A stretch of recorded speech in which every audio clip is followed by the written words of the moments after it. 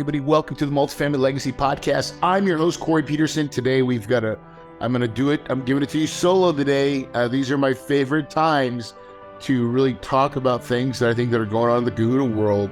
And I'm excited to talk about some new things that we are up to that I think you guys will actually get a lot out of. And this is something that's really near dear to my heart, is because we have finally said enough's enough. And I said I would never do it. But yet I'm doing it. We are creating our own property management company. Kahuna Management is now on the scene. Crazyville, let me tell you. All right, so I can't wait to unpack this and give you guys some insights of what I've learned, what I've found. And but before we do that, though, I really want to talk about the Kahuna Boardroom. Okay. By the way, if you are listening to this right now, I'm going to give you a super St. Patty's special. Hopefully, I think this will air right in St. Patty's Day. Hopefully it is, or maybe 1 week after. But anyways, the Kahuna Boardroom, $997 is what we've been selling it for. Just for anybody that's listening to this podcast right now for this episode, if you will go in to kahunaboardroom.com and put in the word family in the promo code, when you get it to the end, it will give you the boardroom for $500. Okay. That is just a gift to my podcast listeners. I want to say thank you for listening. And I'm just going to tell you, if you will take me up on that $500, it'll be the best $500 you will ever spend in 2023. That I promise you. I will show you how to raise cheap capital in a way that you've never seen or heard before. I will show you how to correctly, in my opinion, structure your deals so you can get rewarded and make most of the money. And I'll teach you how to find deals. I'll teach you how to underwrite them. I'll give you my software. We do a lot of and I'll actually share with you my credibility kit. I will use your logo. I will use your colors, but I will be your partner. And because I'm your partner, I will be able to add all my properties that I own on your credibility kit. My friends, that alone is worth $500. Promise you. You should take me up. Go to Kahuna Boardroom, put in the promo code family, and we would love to see you there April 27th through the 29th, okay, in Phoenix, Scottsdale.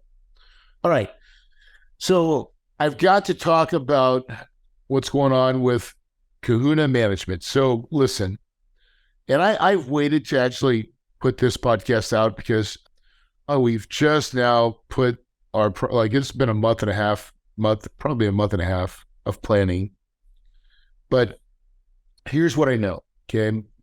I have been using third-party management companies from the very beginning. And I said I would never get into property management. But I've changed that. I've changed that opinion. And I've changed it for the simple reason is that I've learned that control is everything. And when you really start to look at successful syndicators as they grow and get bigger, you will see a lot of them start to vertically integrate, meaning they are taking their property management in-house.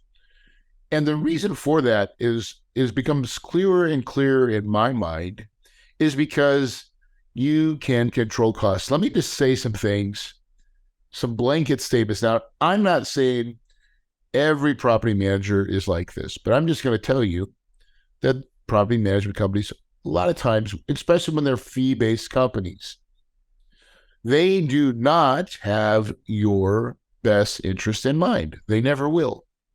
And the reason is because they're not aligned to the thing that you're aligned to as a business owner is the P&L profitability, profit. They do not get paid on profit. No management company ever gets paid on profit. They only get compensated on income. The amount of collected income is how they earn their fees, and then everything else that they incur to get there is an expense on your P&L. And a lot of times you have no control on that. And so what I found is that when I get to my property level with where I have my property manager, maintenance supervisor, team, marketing team, things like that, CAs, no one's in sync. No one actually knows what our budget is, by the way, even though they should. And we've talked about it. We set budgets, but do they actually look at it? Do they actually understand what it means? Do they understand? Do they get bonused on it? No. And see, these are never my employees. They're always the property management employees. So I don't have as much control as I would really, really want or like or wish. And so I think as I've been now on this journey for a while in the property management side, we finally got to a size or a decent size where we can actually afford to bring it in house. So, what does bring in house mean? Like, and what do you kind of need? What do you need exactly to make it work? Well, here's what I've found out. Now we're taking over. We have 10 active properties. We're taking over 7 right now, and we've got another 3 that will take over probably the next 60 days, 90 days. And so those 7 are student housing properties, and they produce a decent amount of income. But because of that, what we're able to do, so here's what you need. I think you need a controller, you need an accountant, you need probably an accounts payable person. Those are 3 people right away that if you're going to take over your own property management company, you have to have those, you got to be able to afford those 3 people. Then you need a regional. And you probably need an admin to help you with all the stuff. And you probably should have like an asset manager or an SVP, right? Someone that's above the regional person, right? And if you get those, so those are about 5 to 6 people.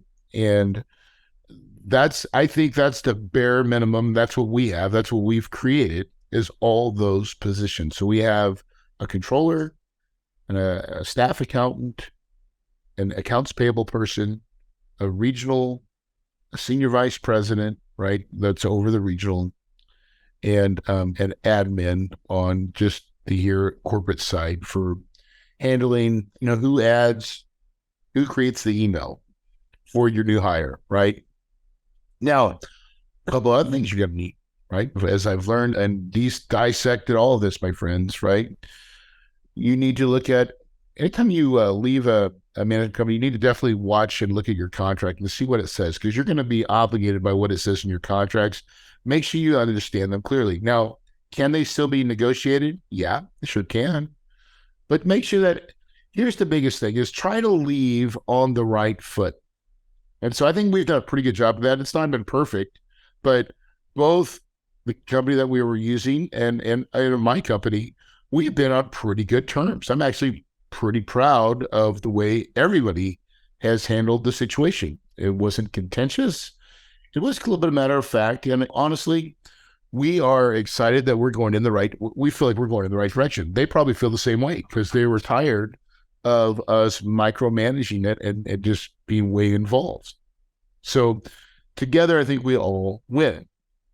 But the biggest reason for me to bring it in-house is to control the narrative, control what gets spent, when it gets spent, why it's getting spent, because most of the times I feel like when I'm looking at these types of things, what you'll find is there is lots of inefficiencies.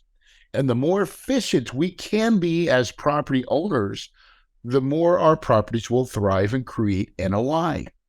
And NOI is that magic sauce that brings home the bacon. It makes us the money. And so why wouldn't we want to make sure that we're all in alignment for that one thing, NOI? And so now we are. I think we absolutely are as a company, is that Kahuna Investments is aligned. It knows what it wants to do and what it needs to do. And now Kahuna Management is synced up the same way. We are talking the same jargon, the same language. We are presenting that front to our property managers. So the first thing that I did when we created this management company was I flew all our property managers here to corporate, to here at Phoenix. And why? Man, I needed to get buy-in. I needed everybody to understand our culture, or the culture going forward, because they were a different property management company's employees, And we lost a couple on the transition. Some of them wanted to stay with the old management company.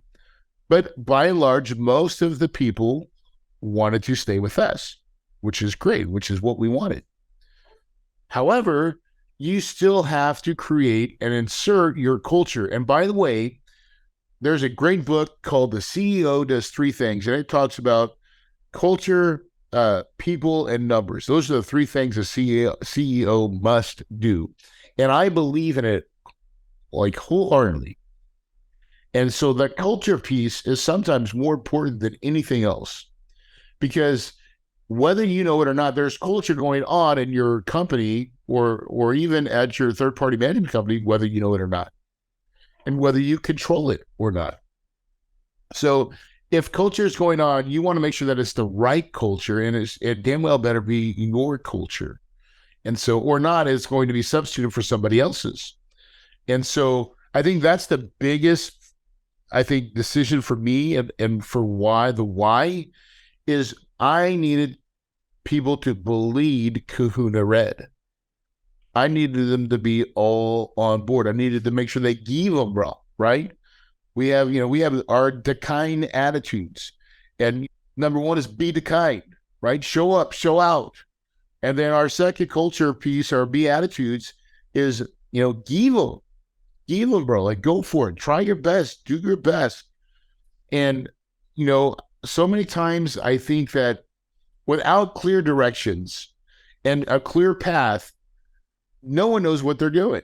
And I see that very often on management properties, third-party management properties, where I feel like sometimes I'm very clear in my directive to what I need to get done. And then along the way, it gets muddled so much where it's like that game you play where you whisper in somebody's ear and they try to do it real fast and they recopy it. And then you get to the end, 10 people later, and it's a whole different verse, my friends. It is something not even close to what you said originally. And it's funny how that happens, but it really does work, I think, that way. So if that's the case, it really does make sense for you to vertically integrate, in my opinion. And now I will still tell you guys right now, I am like, we'll check back in 6 months and I'll let you know how I really feel. Right now I'm at cloud nine because I see when I had my staff come here, so here's what we did. The first day was like from 9 to 11. And we just we went over our culture, our core values, who we are, our Kahuna story, right? Like our origin story. How did we become Kahuna? How did my company start from the very humble beginnings and grow to where it is today? It's a great story, by the way. People love those things. They love to hear that story about and they understand why and what it means to we're a generation one company, right? This is the founder. And so it's pretty cool to be part of that. Then we did that from 11 o'clock. Then we said, hey, let's give everybody an experience. So if you guys know me, one of my favorite things to do is to get in and go off-roading. So we took two of my Jeeps, and that's 8 people we fit in there. And so we had 7 staff members fly here. And so plus me, that's 8. So we put them in Jeeps and we went off-roading. We went wheeling. And we went on a trail called Montana Mountain here in Phoenix, and it's beautiful. It's fun. And they had an absolute blast. We probably went a little faster than we should have. We didn't break anything, so this was a good trip. But there was a couple points where we were all a little bit nervous and a little bit scared because we did get them sideways, and we were sliding around the dirt pretty good. But we didn't flip anything. So knock on wood, we crushed. And everybody was and what happened out of that was bonding, team bonding. Here's what I know. Before we came into the picture, everybody was on an island. How sad is that? Here, we have different property managers under the same ownership, and they don't really know each other. And they sure don't talk to each other. And they're not communicating. And man, it's like, well, that's not good. We need to fix that. And so that was my biggest kind of objective, is to get everybody one team, one dream, to get them synced. And I'm telling you, they did. I watched it happen. I watched everybody pull together and get primed in. And like, I could just look in their eyes because the very next day, that's when we had the Come to Jesus meeting, right? That's what was business, right? So it was a party up front, and then we went business in the back. Or wait, no, it's the other way around. We flipped it, okay? On the second day, it was business. We're all suited up. We're all dressed up. And because we had fun the first day, it made the second day really neat, right? Because it wasn't so stuffy. We had, but we were working, and we worked all day. And we just went over, like, I call it CSD, clean, safe, disciplined properties, making sure that they understood what our expectations were, how we were going to move forward, how we were going to communicate to them, how we were going to hold them accountable, how that they were more than just property managers. They were business managers. They're running multi-million-dollar businesses. They really are. And then to empower them, to believe in them, and to challenge them, and to ask more than they've ever been asked. That's what I put it. I put it just like this. So guys, I want to have fun, just like we had yesterday. So that was a lot of fun. But I'm going to also, on the other hand, I'm going to challenge to ask more than you've ever been asked before. And I mean it. And I promise you, we will all grow and get better from it. And you will feel better. And you will believe you're better. And you will know you are better. And here's why. So we went, I mean, it was a great time. And I'm telling you, when you can create that for your team and your people, you will see that they will be willing to move mountains. Move mountains. And I mean, I just watched them. I watched their body language. I saw how they looked. I saw how they responded. And I'm telling you, it was absolute magic. And that doesn't happen very often, guys. And so when I saw it, I knew right there, it's like, boom, we've got something good. Now, am I just going to stop there, just bring the property managers to Kahuna? Nope, not going to do it. We're bringing leasing next month. And then the month after that, we're bringing maintenance supervisors. I got to get the whole team bought in to what we're going to do. And it'll take a little time for us to get it there. But by getting all the staff properly introduced, bought in, understand the goal, understand what we're trying to achieve, man, I see these things working. And I saw this vision in my mind, guys. I just knew that it was going to be the proper way to lead our company and to really lead our properties into super profitability and to get more from people than they thought they could. I'm going to give you an example of one of those things that we did at a property. So the property is in North Carolina called Carolina Creek. And it is still currently being managed by my third-party management company. By the end of this month, we will take that over. But one of the issues, like we're about, 8% above plan for pre-leasing from last year. So we're doing good.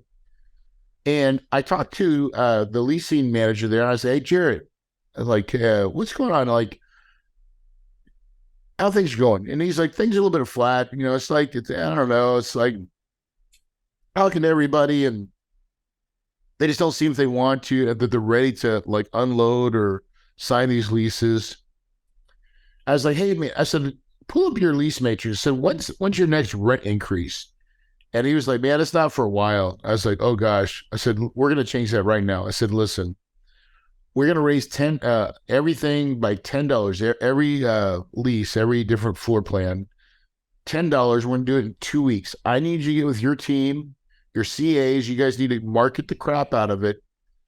And we'll let management know what we're doing, but we're going to raise rents $10. And that is going to be your scarcity that you're going to use to drive leases." And I'm telling you, and now 2 weeks before, we were told by, kind of upper management that, hey, you guys need to, and the reason we're not leasing is you guys need to offer specials. You need to come down off your rent. You need to give gift cards. Everybody else is giving gift cards. We should be giving gift cards. We're going to have to do that to be able to get these units leased up. That's the words that were spoken to me. And of course, I said, well, let's raise the rents. Super counterproductive to what everybody else said. But it's because I understand marketing, I think, a little bit better. And you'd wonder, like, well, really? I just understand people and the way things work. And we have a good tenant base that we hadn't hit like a 40% renewal rate. I know there's plenty of renewals there. And there's also new leases. And so it's like, hey, listen, go reach out to everybody that's came to the property and all the people that are still living here and let them know that rent's going to go up $10 a month. And that's what our team did. And so last Monday, they got 27 leases in one day, 27 leases in one day, where they've been averaging about 12 a week, right? So we just did 2 weeks of marketing just to get those leases in. Boom, like that. Now they're still going to get some more leases. They get leases every week, but what a great push. Here they were, instead of giving gift cards, we actually got more rent without giving away anything. And more importantly, my staff believed, like they saw it happen. And so then because now we're all communicating, my other property saw it happen. They're like, well, we need to do the same thing. I'm like, yep, you're right. Here's how you're going to do it. Get with this property. They will show you exactly what they did, how they marketed it. Do the same thing. Rinse and repeat. All 7 of my properties, rinse and repeat. That's the beauty of having a team and having communication. Because when something works for one, it'll usually work for all if it's done correctly. And that's the sharing and caring that we are now doing. And I'm telling you, that is the difference for everything, right? So again, little things. So I'm going to keep you guys abreast on what we're doing. I'm probably going to bring in some of my team members to start doing some of these podcasts with me, just to get some perspective from their shoes. So you can see I'll find my killers. I'll bring my killers on. And so you can hear and see and feel what those people look and sound like and how their belief is. I think it'll be very valuable to this podcast so you guys will know what good looks like.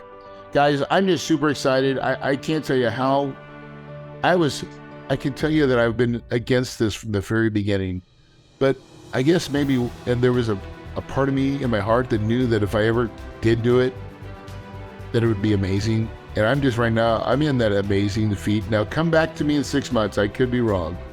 I don't think I'm going to be. I think I'm going to look back in this day and say this was one of the smartest things that I ever did, is to take control of this machine and do it in a way that drives the people, that inspires them, that I'm able to do what I do best, which is lead the people, right? And show them the vision and get them to catch fire. My friends, again, every podcast I say this, but this is me showing you that I'm already self-prophesizing what I believe, right? I know what I want. I've seen it clearly in my head. The vision is there. It's been planted. It's been watered. I've protected it. Guys, if you believe it, you can achieve it. And your paradise is possible.